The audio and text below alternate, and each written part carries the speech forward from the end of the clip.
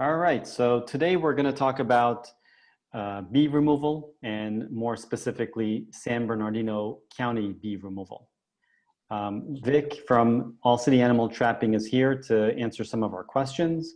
And one of the questions that comes up a lot is, do you get a lot of calls for bee removal in the San Bernardino area? Absolutely. For the area alone, probably more than half of them are for bees or wasps or hornets. Absolutely. So there's a lot. There's a lot there for sure. Okay. Can someone get like a free estimate over the phone, or do you need to get out there and give them an estimate when you see what's going on? It depends on the situation.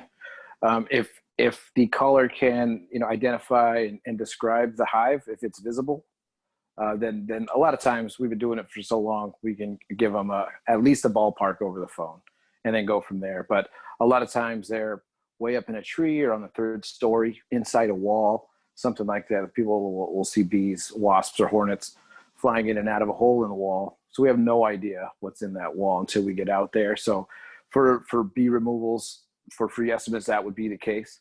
But if they can see the hive and describe it, and really simple description, is it the size of a basketball? Is it the size of a football?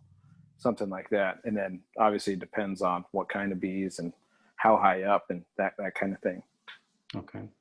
And I'm assuming, since you get a lot of calls for San Bernardino County bee removal, you have people that can get out, that are out there already, and you can give them quick service to get out to San Bernardino County.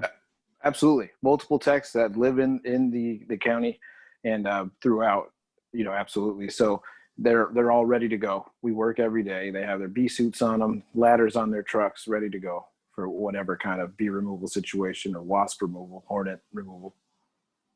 And let's say somebody sees wants to handle the bee removal themselves. Do you recommend someone doing this, or do you, because I think that a lot of times people are waiting for it to go away, or maybe they they want to take the situation into their own hands, and then when it gets out of hand, maybe they're calling you. So how do you usually see this playing out? Usually it plays out pretty poorly, to be honest. You should always, if you have experience, obviously you know what you're doing. That's one thing, but most people don't when it comes to bees. They go to their local hardware store, buy a can of some kind of spray poison, and next thing you know, they got stung a bunch of times. And you just have to be careful, because it can be an extremely dangerous situation, especially when people are deathly allergic to bees. They might just be flying around the backyard and pollinating flowers, or but when you start spraying stuff at them, they start defending their home and protecting the queen, then it becomes an all-out war. They get extremely dangerous and that sort of thing. So yeah, you have to at least be prepared. You got to have a suit on, because you never know, what the hive is going to do. Also, what kind of bees? Are they honeybees? Are they carpenter bees? Are they Africanized? Are they wasps? Are they hornets? So they're all different. They all kind of attack differently, but they're all trying to do the same thing, and that's protect the home and protect the queen. So I would at least call around and see what kind of quotes you could get before you start trying to tackle it on your own. But yeah, there's been some bad ones. A lot of times we go to clean someone else's mess, and they ended up in the house because they didn't treat the situation properly. If it's inside a wall and they treated it wrong, then they burst through the other side of the wall, which would be inside the home, and now you got a bunch of bees in your house.